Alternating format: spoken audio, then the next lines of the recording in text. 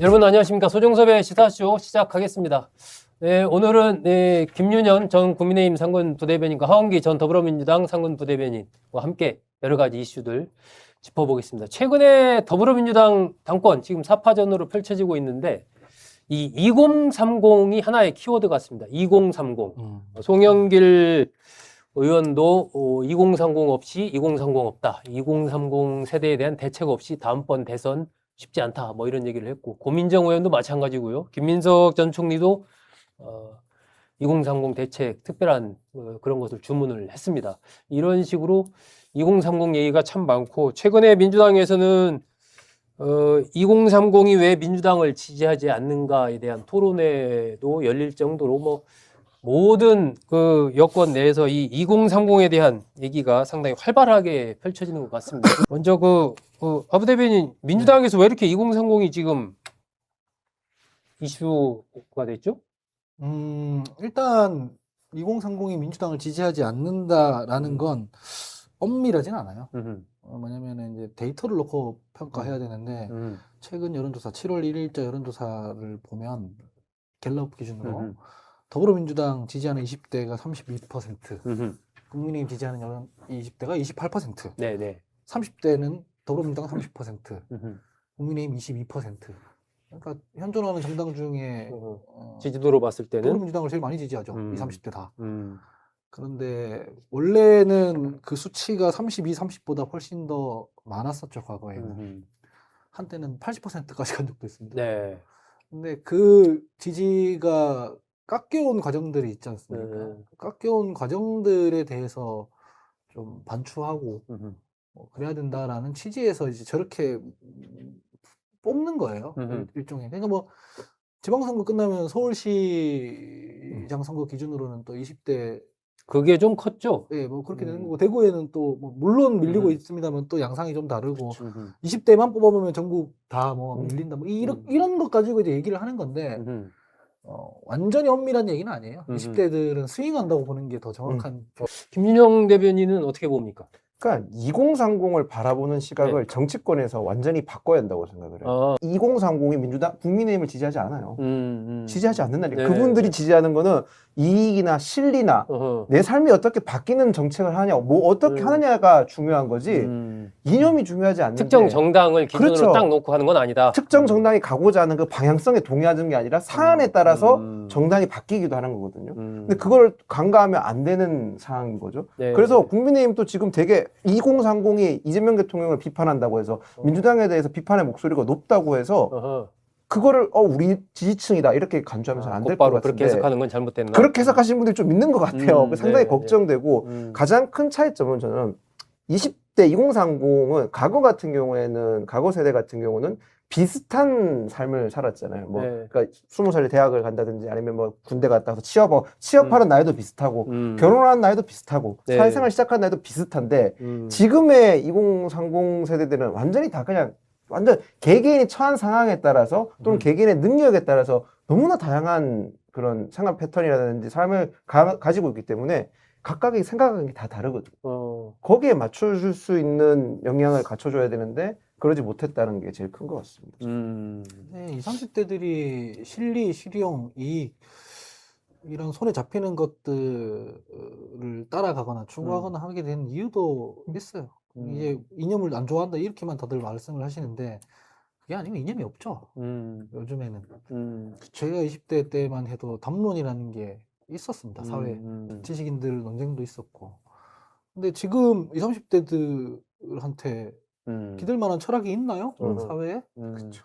그러니까 철학이 없으니까 손에 잡히는 것을 쫓아간다고 저는 생각을 해요. 거꾸로 됐다고 생각해요. 이념이 없기 때문에 손에 잡히는 걸 하는 거죠.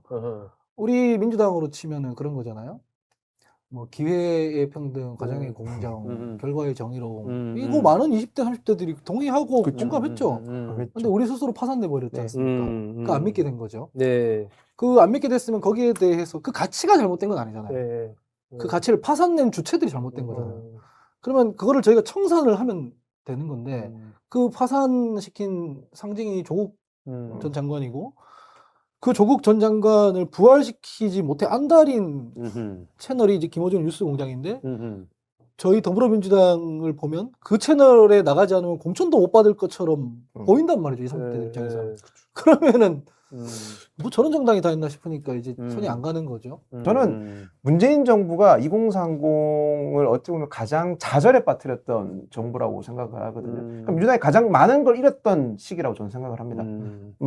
제가 2019년 10월 3일이 그때가 이제 조국 대표 때, 조국 당시 장관 때문에 저희가 집회를 했었는데 계속 매주 하고 있었죠. 근데 2019년 10월 3일이 거의 100만 명 모았다고 제가 얘기할 때였거든요. 그때 통신사 기준으로도 서울시청이랑 강화문에 30만이 넘게 모였었던 상황이었고 저희는 그때 당에서는 100만 넘게 모였다고 주장을 했었던 시기인데 그때 진짜 많이 모였었거든요. 저도 현장에 있었고 저는 이제 당연히 당직자로서 이제 스태프로서 이제 현장 일을 돕고 있었는데 정말 많이 왔었어요, 사람들이. 그러니까 그만큼 분노의 차. 그때는 원래 저희 당 행사를 하게 되면 그 집회를 하게 되면 좀 노년층 분들이 많이 오셨는데 그때 당시에는 굉장히 젊은 세대들이 많이 와서 저희도 되게 놀랐었어요. 그러니까 그만큼 국민적 분노를 굉장히 많이 특히 젊은 층의 분노를 많이 가르쳐온 게 저는 문재인 정부라고 생각을 하거든요. 문재인 정부가 가지고 온 젊은 청년들한테 분노를 준 포인트는 심리적인 분노, 즉 그래서 공정성이 깨졌다, 공정이 깨졌다는 그때 분노와 뭐 인국공 사태부터 시작해서 그렇죠. 공정의 분노가 깨졌다. 그리고 또 하나는 실제로 이거는 이제 뭐 다른 문제이긴 하지만 부동산 정책의 실패함으로써 사실상 주거 환경을 다 망가뜨렸던 이 두 개가 복합적으로 결합되면서 진짜 저는 민주당 진영이 2030에게 대해서 불신을 가지게 된 게 그 시기라고 저는 보거든요. 그게 시발점이었다고 생각을 합니다.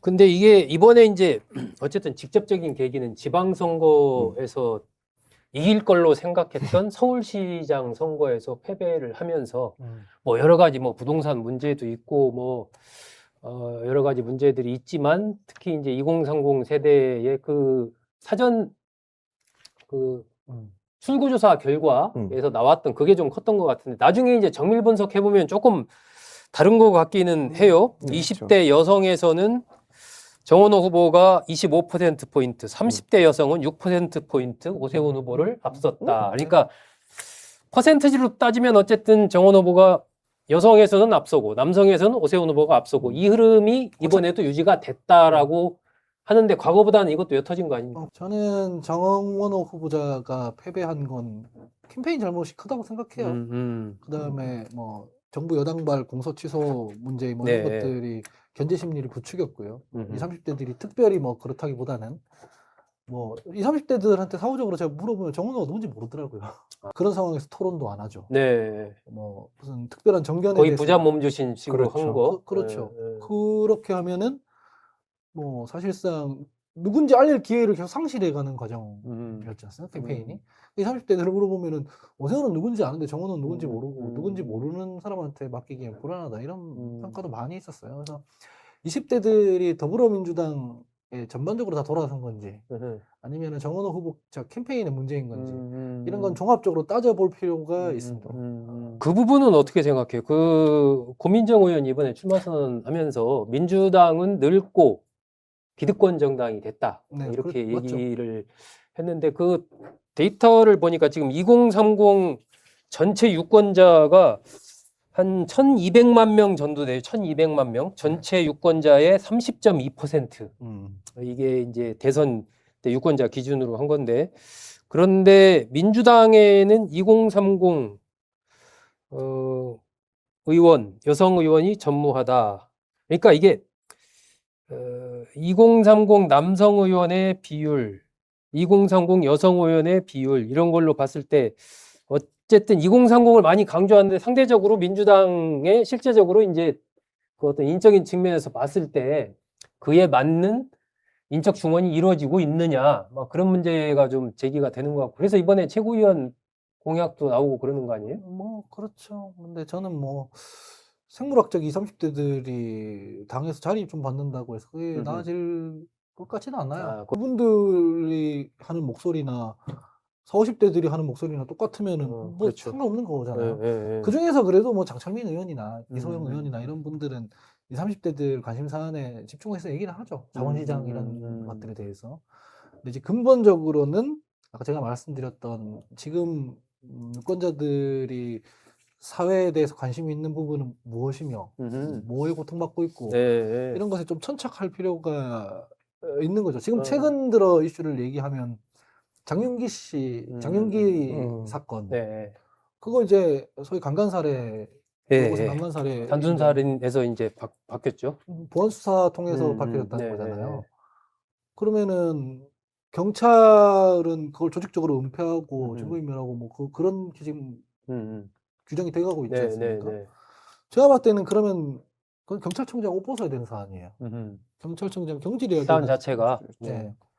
그런데 더불어민주당이 거기에 전선을 안 쳐요. 국민의힘도 물론 안 칩니다. 장동혁 대표도 사실 제가 오늘 뭐 갔다가 어쨌든 뭐 제가 만나진 못했지만 제가 야당 어쨌든, 대표면은 경찰청장 경질해라 뭐 아, 이런 보안수사권 뭐 이 얘기할 텐데 음. 올림픽공원 가는 것처럼. 근데 우리 당에서도 이제 그 문제를 바라보는 시각이 뭐냐면 네. 저거 보안수사권 저거 뭐 그 검찰이 언론 플레이 한 거 아니야? 물론 종북혁신당에서 한 말이지만 이런 정도의 사건이 발생했으면 보안수사권에 대한 우리 어떤 교조적인 태도를 바꿔야 해요. 그렇죠. 그게 네. 어떻게 보면 상식적이죠, 그게. 수정해야 네, 해요. 네. 그 40, 50대 전통 지지층이 갖고 있는 그 염원을 수정시키려고 노력을 해야 돼요. 잘 못하잖아요. 그냥 그 지지층에 딸려가 버려요. 원래 계획대로 그냥 가는. 네, 그 전 민주당에서 2030을 바라보는 가장 큰 잘못된 부분 중 하나가 극우화됐다는 얘기를 되게 많이들 하는데요. 예, 그거는 그거죠. 일부라고 저는 생각을 해요. 네. 중국을 싫어하고 공산당을 싫어하는 건 국어가 아니에요. 그 방침은 국어랑 완전 다른 건데 민주당 강성분들 보면 국어화됐다는 표현을 되게 자주 하는데 그건 굉장히 잘못된 단어를 생각합니다. 왜 청년들이 그런 생각을 가지게 되는지에서부터 원인 진단을 안 하는 게 제일 큰 것 같고 저는 이제 2030들 여론조사 패턴을 되게 자세히 보거든요. 네네. 2030이 여론조사 반응한 특징이 몇 가지가 있습니다. 음. 본인들과 관련된 이슈나 또는 공정에 관련된 이슈는 굉장히 빨리 반응을 해요. 네. 그러니까 보통은 통상적으로 어떤 이슈가 발생했었을 때 여론조사에 반영되는 게 일주일 정도 걸린다고 보통은 그렇게 평가가 있었는데 네. 김남국 사건이라든지 코인 사건 이런 거 발생했을 때는 그걸 바로 이슈가 됐거든요. 불공정이나 그런 그렇죠. 이슈들. 그러니까 2030의 직접적인 이슈라든지 아니면 불공정 이슈, 뭐 참정권 이슈도 전 마찬가지로 생각해요. 그러니까 지방선거 끝나고 나서 국민의힘 지지율이 올라갔던 것은 장동혁 대표랑의 당 지도부의 방향성과 상관없이 참정권이라는 공정 이슈가 발생했기 때문에 2030이 즉각적으로 반응하거든요. 이런 여론조사 패턴은 사실 2030에서만 나타나는 거거든요. 즉각적으로 나타나는 거. 그러면 거기에 맞춰서 정책을 짠다든지 뭐 대응 방향을 해야 되는데 국민의힘도 지금 그냥 단순하게 그 목소리 큰 그러니까 2030 중에서 강성 보수가 있죠. 왜 없겠습니까? 세대별로 다 있는데 그 강성 보수들의 목소리에 그냥 국민의힘 거기만 따라서 반응을 하는 거고 민주당은 그분들만 바라보고 극우화됐다고 얘기하는 이런 사태에서 정말 제대로 된 2030의 목소리를 대표 못한다고 생각을 해요. 저는 청년 정치 이 많이 나온다고 해서 2030을 대표한다고 생각하지 않습니다. 솔직히 얘기해서. 아까도 제가 말씀드렸지만 2030의 삶은 너무나 다양하기 때문에 정치인이 생물학적 나이에서 2030이 많이 나왔다고 해서 그 층을 반영할 수 있다고 생각하진 않아요. 40대, 50대, 60대라 하더라도 2030의 목소리를 제대로 듣고 수용할 수 있다면 저는 그것도 나쁘지 않다고 생각을 합니다. 그 2030과 관련해서 민주당에서 여러 가지 토론회도 하고 지금 뭐 당권 주자들 포함해서 여러 가지 공약도 내고 뭐 이렇게 부지런하게 이렇게 저렇게 가고 있는데 아까 얘기했던 이번에 그 장윤기 사건 관련된 보안 수사권 문제라든지 이 조작 기소 특검 문제라든지 이런 것도 사실은 2030과 좀 연결이 돼 있는 이슈들이잖아요. 거기에 대해서는 당이 어쨌든 지금 같은 상태로 가면서 이런 여러 가지 2030 관련된 토론회 등등을 한다고 했을 때 그게 약간은 좀 언밸런스하다고 할까요? 그럴 수도 있을 것 같은데요. 그 장윤기 사건의 피해자가 여고생이잖아요. 그리고 강간 뭐 살인이잖아요. 그러면은 거기에 누가 더 많이 이입할까요? 상대적으로 여성들이 많이 이입이 되겠죠. 그렇죠. 특히 젊은 여성들이 많이 하겠죠. 그리고 딸 가진 부모들 이입할 테고. 근데 저희 당의 핵심 지지층이 2030 여성이에요. 2030 여성들은 그러면 저 사건을 보면서 이거 보안 수사권 문제가 있네? 폐지하기는 게? 이렇게 생각하는 사람들이 많겠죠. 그런데 40대, 50대들은 검찰이 우리한테 어떻게 했는지 너희가 알아? 이런 태도잖아요. 그럼 핵심 지지층 잡으려고 핵심 지지층 밀어내는 거예요. 20, 30대 지지층 잡으려고. 그런 차원에서 보면 보안 수사권 문제에 관련이 있죠. 또 하나는 제가 그건 진짜 많이 말렸던 건데 윤석열 정부 시기에 그 김건희 씨한테 줄리 이거 좀 하지 마라. 아, 그거를 비판할 거 많이 있는데 왜 꼭 아, 성희롱적으로 해야 되냐 아, 이 얘기를 많이 했거든요. 어허. 그 얘기를 하는 걸 보면은 20, 30대 여성들이 정 뚝 떨어져요 우리 당에. 근데 그걸 지금 이현주 의원한테 비슷하게 하더라고요 아저씨들이. 그러고 지지를 받겠다는 게 저는 신기해요 사실. 지지를 받는 방식으로 하지 않아요. 20, 30대 여성들이 자기들 데모 열렸을 때 응원봉 들고 나오고 남태령 막으러 가고 이럴 때 그냥 치어리더처럼 지금 대하잖아요. 뭐 민주주의의 뭐 당연히 그리고 어떤 우리의 지지층으로 그냥 민주주의의 꽃이네 뭐 아, 이러다가 아. 선거 지나면은 이대남 타령하고 뭐 이러거든요. 아, 그거를 과연 20, 30대 여성들이 좋아할까? 어, 그리고 그 모습을 보는 20대 남성은 또 그거를 긍정적으로 평가할까? 어. 라는 생각이 전 드는 거예요. 그러니까 대마를 쳐야 되는데 변종만 자꾸 올리는 거죠. 한기 대변인 되게 비슷한 생각을 많이 하고 지금 가장 큰 문제는 왜 그러면 2030이 공정에 이렇게 뭐 민감한가에 대해서는 아무도 얘기를 잘 안 하더라고요. 20대 청년들이나 30대들 보면 과거 세대들 그 기성세대들보다 그 어느 누구 세대보다도 풍요로움을 만끽했었고 네. 그리고 좋은 교육계를 받았었어요. 그건 분명해요. 그래서 어르신들 가끔씩 그러잖아요. 라떼는 말이야. 라떼 예, 얘기하는데 예. 분명히 그건 맞아요. 근데 또 이렇게 많은 걸 얻으면서 동시에 뭘 또 얻으냐면 정말 치열한 경쟁을 또 감내를 하게 됐거든요. 그래서 저는 2030에 대해서 바라봐야 될 잣대를 어떻게 바라보냐면 왜 저렇게 공정에 목숨을 거냐, 왜 이렇게 민감하냐에 대해서 냉철하게 바라봐야 되는 시점이라고 생각을 네, 해요. 네. 그리고 동시에 더 나아가서 정책을 수립함에 있어서 모든 2030을 만족시킬 수 없다는 것도 인정을 해야 될 것 같아요. 저는 그 부분도 인정하고 다가서야만 2030에 대해서 좀 제대로 된 정책도 만들 수 있고 또 더 나아가서 2030에 대해서 정당이 조금 더 지지를 받을 수 있다고 생각하는데 지금은 그냥 양 정당이 뭐 민주당이 더 심한 건 맞는 것 같아요. 이념적으로만 바라본다는 20대 상무에 대해서. 제 자랑 같아서 좀 그렇긴 하지만 저는 20, 30대들한테 덩치가 작아서 그렇지 지지 받아요. 아, 인기가 있어요? 20, 30대들 하원기 팬들이 좀 있어요? 아니, 그러니까 팬들이라기보다는 그 응원해 주시는 분들 대체로 20, 30대들이에요. 저는 그렇구나. 대략적으로 보면 뭐 꼭 이런 것 때문은 아니겠지만 그분들이 다 알아요. 저 나와서 패널들이 바른 말 하고 있는 건지 누구한테 줄대고 있는 건지 다 누가 알아요. 어떤 말을 하는지 대충 다 알고 있죠. 왜 저러는지 다 알아요. 네. 근데 젊은 사람들이 나와가지고 힘센 사람들한테 줄대느라고 곡하가세하고 막 무슨 경강부회하고 이러면 이제 거부감이 들죠. 그래서 좀 선배들이 이 기득권들이 뭐 정확하게 표현하면은 이익 때문에 이치에 닿지 않는 얘기할 때는 좀 치받기도 하고 그러지 말라고도 하고 그래야 20, 30대들이 뭐 저런 사람도 있네 뭐 저런 역동성이라도 있네 이렇게 되지 않습니까? 네네. 근데 이제 다들 그 겁먹은 병아리처럼 이제 부당한 일이 벌어지는데도 입 꾹 다물고 있는 모습 이런 데에서 이제 20, 30대들이 환멸을 좀 느끼는 것 같아요. 대표적으로 조국 사태가 그랬던 거죠. 그래서 이제 뭐 생물학적으로 나이만 젊은 사람들 데코레이션처럼 이렇게 앉혀놓는다고 되는 게 아니라 그렇다고 뭐 20, 30대 말을 잘 들어줘라 이런 거 되는 게 아니라 그런 것들이랑 좀 부조리한 것들이랑 용기 내서 치받기도 하고 토론도 하고 뭐 그런 모습을 좀 보여야 지지가 회복되지 않나라고 스스로 개인적으로 생각합니다. 하여튼 이념으로 투영하면 안 된다. 뭐 그렇다고 해서 2030 남성이 우리 편이야 이 생각도 하면 안 될 것 같아요. 그리고 정책을 만드는 데 있어서 현실을 인정을 먼저 해야 될 것 같습니다. 2030 모두를 만족시킬 수 있는 정책은 없다. 세밀하게 만들어야 되는 건 맞지만 결국에는 해줄 수 있는 최고치는 공정한 기회를 만들어줄 수 있는 거지 모두를 잘 살게 할 수 있다. 모두를 좋은 학교로 볼 수 있다. 이건 불가능한 능력이잖아요. 그런 걸 일단 인정을 하고 만들어줘야 될 것 같아요. 예전에 이명박 정부 때 마이스터고 만들었던 게 저는 그런 맥락으로 봤거든요. 모든 학생들이 좋은 고등학교를, 좋은 대학교를 가는 게 아니라 취업을 빨리 하고 싶은 친구들한테는 오히려 조금 더 빨리 교육의 장을 열어주겠다. 그런 식으로, 그러니까 현실을 인정한 정책을, 현실에 맞는 정책을 만들어야 되지 이상만 주는 정책을 만들면 안 된다고 생각을 합니다. 그리고 나가서 동일한 출발선에 설 수 있게끔 만들어주는 정책. 그게 지금 국민의힘이 나가야 될 길이라 생각합니다. 민주당은 저는 이제 청년 정책이라는 게 어플이라면 네. 아까 이념이 별로 뭐 이렇게 얘기를 하셨는데 아예 기조, 방향 이런 건 이제 OS라고 생각해요.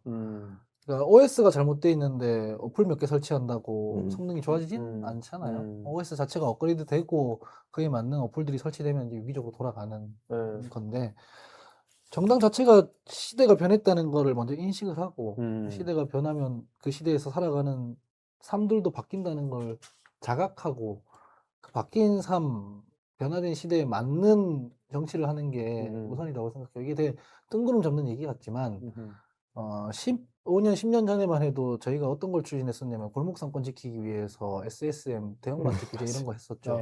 그렇죠. 그 시대에는 그게 맞았죠. 음. 대형마트가 절대 강자였으니까. 음. 근데 지금은 전부 시대가 바뀌어서 온라인으로 넘어왔습니다. 음. 그 규제 자체가 낡았어요. 음. 그 시대 정신으로 되는 게 아니죠. 네. 그러면 이제 온라인 이 문제가 여러 가지 어떤 파생 문제들을 낳는데 그런 시대가 됐는데 그 쿠팡 예를 들면 독과점이잖아요, 사실은. 근데 우리는 이미 예전에 대형마트 규제해놔가지고 경쟁도 못하게 만들어놨어요. 그런 것들. 근데 지금 작년만 해도 진보 진영에서 뭐라 그러냐면은 새벽 배송을 금지하라 이러거든요. 그랬었죠. 새벽 배송 금지하면은 20, 30대 그 맞벌이 부부들 다 큰일 나요.